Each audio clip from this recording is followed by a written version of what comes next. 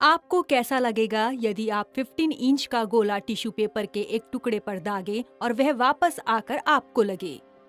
प्रसिद्ध वैज्ञानिक रदरफोर्ड को अपने अल्फा किरण प्रकीर्णन प्रयोग के बारे में ऐसी ही भावना थी। आइए उस प्रयोग को जानते हैं।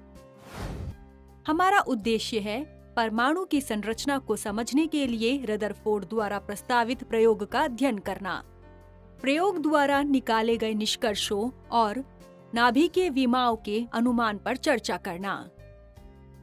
अर्नेस्ट रदरफोर्ड ने परमाणु के थॉमसन के प्लम पुडिंग मॉडल को सत्यापित करने के लिए एक प्रयोग किया। रदरफोर्ड का विचार निर्वात में सोने की पतली पन्नी के टुकड़े पर ऊर्जावान अल्फा कणों को दागना था। रदरफोर्ड के सुझाव पर हैंस गीगर और अर्नेस्ट मार्सडेन ने निम्न प्रयोगात्मक व्यवस्था का उपयोग किया। एक निर्वातित कक्ष में एक घूर्णन सूक्ष्मदर्शी होता है जिसमें जिंक सल्फाइड की एक स्क्रीन होती है। इसके पास 1 मिलीमीटर के 1000वें हिस्से से कम मोटाई की पतली सोने की पन्नी है। एक छोटे छिद्र वाले लेड बॉक्स में अल्फा कणों के स्रोत के रूप में रेडॉन होता है। इस स्रोत से उत्पन्न अल्फा कणों की एक पतली किरण पतली सोने की पन्नी पर गिरती है। सोने की पन्नी को चुना जाता है क्योंकि इसमें कई अन्य परमाणुओं की तुलना में एक बड़ा परमाणु त्रिज्या होता है और इसे बहुत पतली पन्नी में बनाना आसान होता है। सोने की पन्नी से गुजरने के बाद अल्फा कणों की किरण पुंज जिंक सल्फाइड स्क्रीन से टकराता है, जहां इसे प्रकाश की चमक के रूप में पाया गया। प्रयोग के परिणाम। गीगर और मार्सडेन ने प्रकाश की तीव्र चमक को देखते हुए कहा कि अधिकांश अल्फा कण सोने की पन्नी से सीधे होकर निकल जाते हैं। जब सूक्ष्मदर्शी को कम कोण से घुमाया गया तो उन्होंने पाया कि फ्लैशों चमक की संख्या में काफी कमी आई है।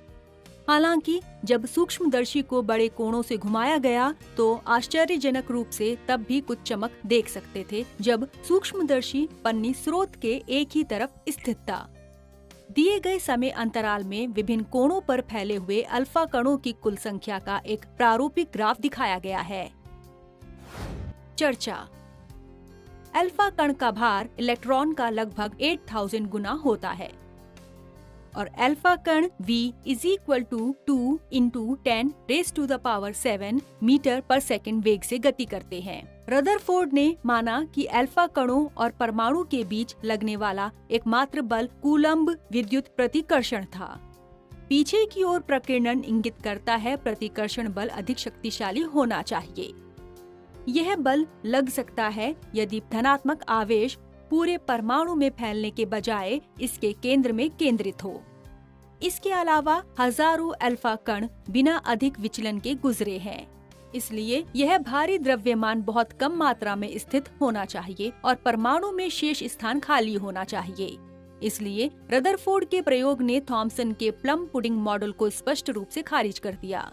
रदरफोर्ड ने परमाणु का परमाणुवीय मॉडल प्रस्तावित किया जिसमें परमाणु अपने केंद्र में एक छोटे से नाभिक में केंद्रित होता है जिसमें धनात्मक आवेश होता है।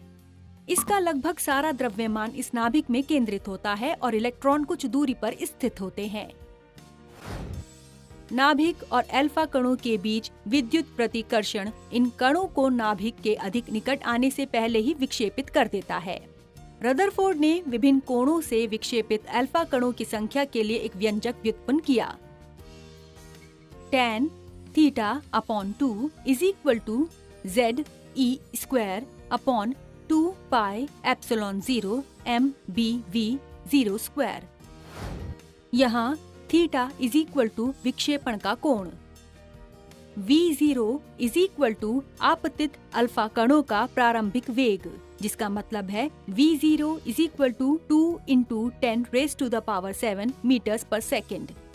Z = पन्नी के परमाणुओं की परमाणु संख्या, गोल्ड के लिए Z = 79। E = एक इलेक्ट्रॉन का आवेश, जिसका अर्थ है E = 1.6 × 10⁻⁻19 कूलम।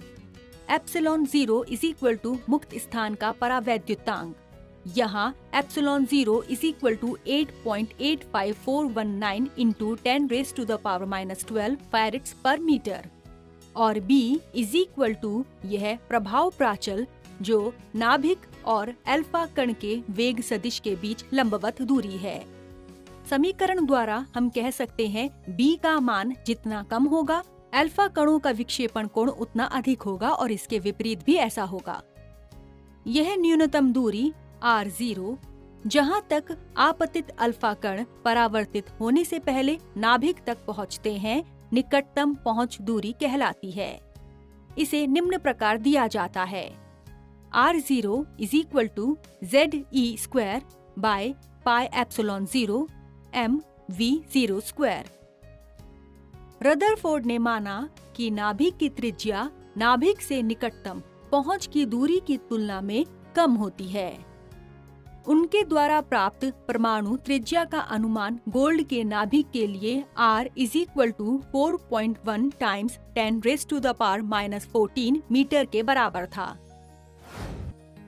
सारांश: अल्फा कण प्रकीर्णन के प्रयोग से यह पाया गया है, अधिकांश अल्फा कण बिना अधिक विक्षेपण के सोने की पन्नी से गुजरते हैं, लेकिन उनमें से कुछ अधिक कोण से विक्षेपित होते हैं। अल्फा कण धनावेशित और उनका द्रव्यमान इलेक्ट्रॉन अभ्र की तुलना में अधिक होने के कारण उन्हें केवल तभी विक्षेपित किया जा सकता है जब धनात्मक आवेश केंद्र में छोटे क्षेत्र में केंद्रित हो, जिसे अब नाभिक कहा जाता है। रदरफोर्ड ने गोल्ड के नाभिक के लिए नाभिकीय त्रिज्या r = 4.1 × 10⁻⁻14 मीटर का अनुमान लगाया और परमाणु के एक नए परमाणुीय मॉडल का सुझाव दिया। रदरफोर्ड के अल्फा किरण प्रकीर्णन प्रयोग की मुख्य खोज परमाणु के अंदर नाभिक की खोज थी, लेकिन रदरफोर्ड के बाद कई तेज दिमाग भी इस बात की जांच करने में सफल रहे कि नाभिक किससे बना होता है।